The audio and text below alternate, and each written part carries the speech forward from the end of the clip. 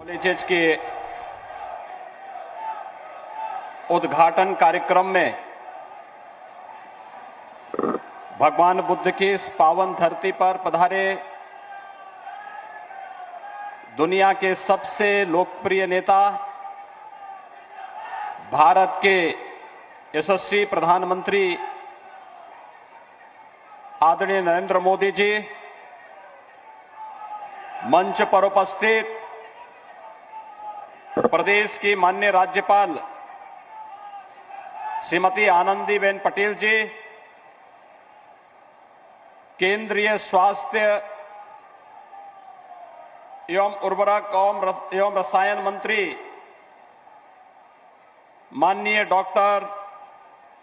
मनसुख भाई मांडविया जी, भारतीय जनता पार्टी के प्रदेश के अध्यक्ष माननीय श्री स्वतंत्र देव सिंह जी, उत्तर प्रदेश सरकार में मेरे सहयोगी मंत्रीगण श्री स्वामी प्रसाद मौर्य जी, श्री जयप्रताप सिंह जी, श्री सतीश चंद्र द्विवेदी जी, माननीय सांसद श्री जगदम्बिका पाल जी, ब्रजलाल जी, माननीय विधायकगण श्री राघवेंद्र प्रताप सिंह जी, श्याम धनी राय जी, चौधरी अमर सिंह जी, एमएलसी ध्रुव कुमार त्रिपाठी जी, जिला पंचायत अध्यक्ष श्रीमती शीतल सिंह जी और भारी संख्या में जनपद सिद्धार्थनगर के कोने कोने से उपस्थित सभी उपस्थित भाइयों बहनों, मैं भगवान बुद्ध की इस पावन धरती पर देश के यशस्वी प्रधानमंत्री जी का आप सबकी ओर से और प्रदेश की 25 करोड़ जनता की ओर से हृदय से स्वागत और अभिनंदन करता हूं।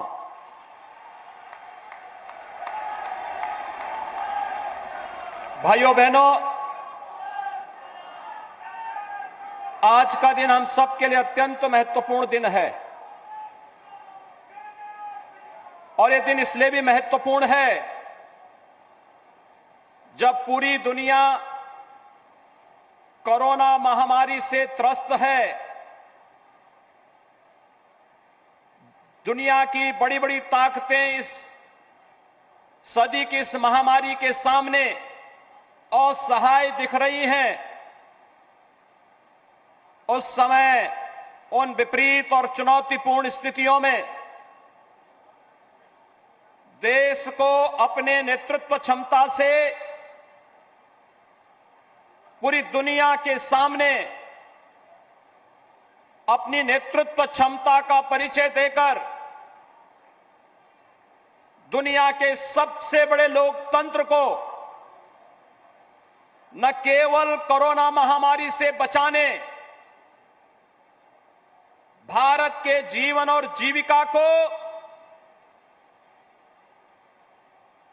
दुनिया के सामने एक आदर्श स्थिति में रखवाने और पहली बार किसी महामारी के लिए स्वदेशी वैक्सीन, एक नहीं दो स्वदेशी वैक्सीन देकर के 100 करोड़ से अधिक लोगों को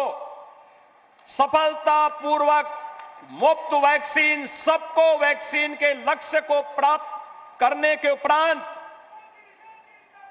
इस सिद्धार्थनगर की पावन धरती पर आदरणीय प्रधानमंत्री जी का आगमन हो रहा है। मैं इस अवसर पर आदरणीय प्रधानमंत्री जी का हृदय से अभिनंदन करता हूं, स्वागत करता हूं। भाइयों बहनों, आज का यह कार्यक्रम उत्तर प्रदेश के उन सभी लोगों के लिए जिन्होंने स्वास्थ्य सुविधा क्या होती है आजादी के पहले तो इसकी कल्पना भी नहीं की जा सकती थी, लेकिन आजादी के बाद भी जो उपेक्षा हुई, जिस स्वास्थ्य सुविधा के अभाव में यहां का मासूम और यहां का नागरिक और समय दम तोड़ता था, पहली बार आजादी के बाद पहली बार इस पीड़ा को अपने संवेदनशील और एक विजनरी नेतृत्व के माध्यम से न केवल समझने बल्कि उसके अनुरूप योजनाएं बना करके कैसे प्रभावी ढंग से लागू करना है,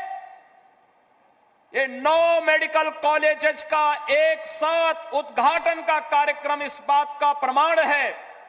और आज जब उत्तर प्रदेश के सिद्धार्थनगर जनपद में स्वयं प्रधानमंत्री जी की उपस्थिति हुई है, 8 अन्य स्थानों पर इसी प्रकार के कार्यक्रमों में माननीय जनप्रतिनिधियों की उपस्थिति के साथ आदरणीय प्रधानमंत्री जी का संबोधन सुनने का अवसर उन सभी लोगों को प्राप्त होगा,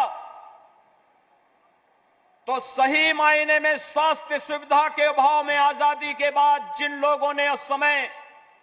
दम तोड़ा था, उनके प्रति तो श्रद्धांजलि होगी ही, साथ साथ उन लोगों को भी संतुष्टि होगी कि आने वाले समय में कोई भी मासूम और कोई भी नागरिक स्वास्थ्य सुविधा के अभाव में अब दम नहीं तोड़ेगा।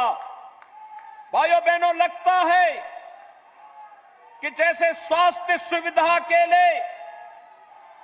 इस पूरे क्षेत्र में अहिल्या की तरह किसी राम का इंतजार करते करते अंततः वह उत्तर प्रदेश वासियों को और देशवासियों को प्राप्त हुआ आदरणीय प्रधानमंत्री जी का नेतृत्व, जब एक साथ हेल्थ इंफ्रास्ट्रक्चर पर ध्यान देने,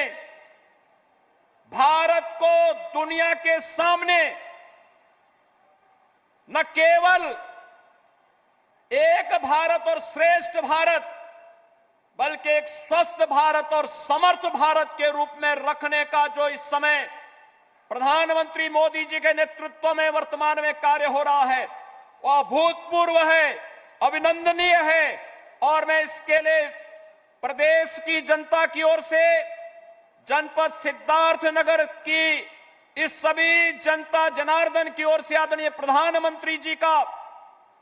माननीय राज्यपाल महोदय का, केंद्रीय स्वास्थ्य परिवार कल्याण उर्वरक एवं रसायन मंत्री डॉक्टर मनसुख भाई जी का हृदय से स्वागत और अभिनंदन करता हूं। भाइयों बहनों, हम सब जानते हैं 1947 के पहले उत्तर प्रदेश के अंदर 3 या 4 मेडिकल कॉलेज थे। उस समय उत्तराखंड भी उत्तर प्रदेश का हिस्सा का पार्ट था। 1947 से 2016 तक उत्तर प्रदेश में गवर्नमेंट सेक्टर में केवल 12 मेडिकल कॉलेज बन पाए थे। 1947 से 2016 70 वर्षों में 12 मेडिकल कॉलेज, और आज आदरणीय प्रधानमंत्री जी की अनुकंपा से 30 मेडिकल कॉलेज भारत सरकार के सहयोग से प्रधानमंत्री स्वास्थ्य सुरक्षा योजना के अंतर्गत उत्तर प्रदेश के अंदर खुल रहे हैं, जिनमें 7 में 2019 में एमबीबीएस की क्लासेस प्रारंभ हो चुकी हैं, 9 में आज प्रारंभ होने जा रहे हैं, और 14 नए मेडिकल कॉलेजेस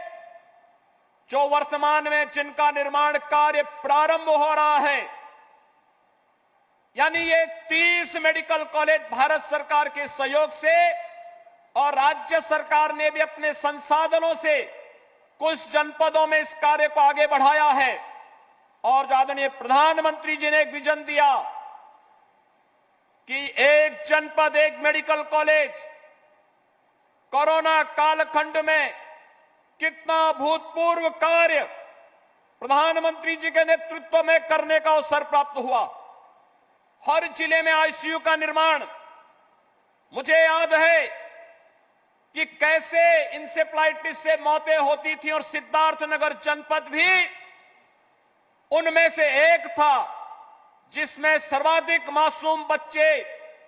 दिमागी बुखार से मरते थे। कोई पुरसा हल नहीं था, लेकिन आज इस बीमारी पर प्रभावी नियंत्रण करने में सफलता इसलिए प्राप्त हुई क्योंकि पहले स्वच्छ भारत मिशन और 2014 में प्रधानमंत्री बनने के साथ ही भाइयों बहनों सबसे अधिक प्रभावित उन जनपदों में पीडियाट्रिक आईसीयू, बच्चों के आईसीयू के निर्माण की कार्रवाई के साथ साथ इंसेफ्लाइटिस ट्रीटमेंट के सेंटर भी स्थापित होते हुए दिखाई दिए। और धीरे धीरे करके जब हेल्थ इंफ्रास्ट्रक्चर बढ़ा, हर घर को शौचालय देने की कार्रवाई आगे बढ़ी और शुद्ध पेयजल की आपूर्ति होती हुई गई, तो आज दिमागी बुखार पर होने वाली मौत को 95% तक नियंत्रण करने में सफलता प्राप्त हुई है। मैं उन सभी परिवारों की ओर से और उत्तर प्रदेश वासियों की ओर से आदरणीय प्रधानमंत्री जी का हृदय से आभार व्यक्त करता हूं